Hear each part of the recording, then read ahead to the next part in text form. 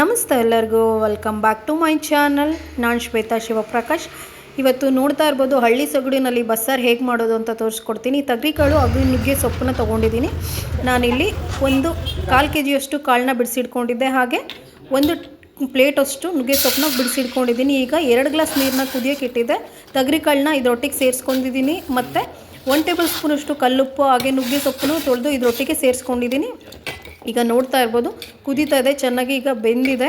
ಈಗ ಇದನ್ನು ಫಿಲ್ಟರ್ ಮಾಡಿ ಎತ್ತಿಡ್ಕೊತಾ ಇದ್ದೀನಿ.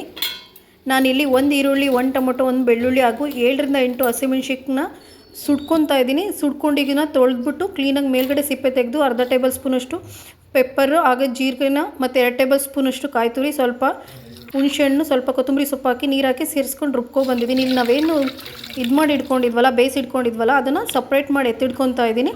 ಈಗ ಇದಕ್ಕೆ ಒಗ್ಗರಣೆ ಕೊಡೋಣ.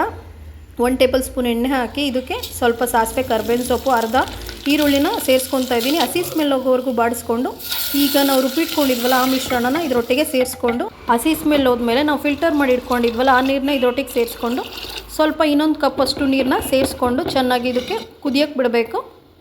ಹಾಗೆ ಪಕ್ಕದಲ್ಲಿ ನಾನು ಪಲ್ಯಕ್ಕೆ ಒಗ್ಗರಣೆ ಇಡ್ತಾ ಇದ್ದೀನಿ.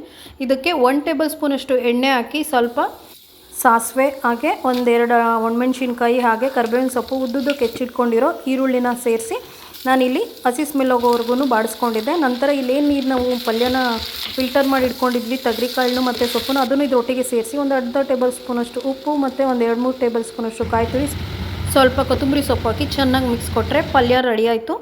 ಈಗ ಹಪ್ಳನ ಈ ಥರ ಸುಡ್ತಾ ಇದ್ದೀನಿ. ಗ್ಯಾಸ್ನ ಫ್ಲೇಮ್ನ ಸಣ್ಣಗೆ ಮಾಡಿಕೊಂಡು ಹಳ್ಳಿ ಸೊಗಡಲ್ವ ಟ್ರೈ ಮಾಡ್ತಾ ಇದ್ದೀನಿ. ನೀವು ಒಂದ್ಸಲ ಈ ರೆಸಿಪಿ ಮಸ್ಟ್ ಟ್ರೈ ಮಾಡಿ. ತುಂಬಾ ಹೆಲ್ತಿ ಅಂತ ಹೇಳ್ಬೋದು, ತುಂಬಾ ರುಚಿಯಾಗಿದೆ. ಮತ್ತೊಂದು ಇಂಟ್ರೆಸ್ಟಿಂಗ್ ಬ್ಲಾಗ್ ಜೊತೆ ಸಿಗ್ತೀನಿ. Keep supporting me. Thank you for watching.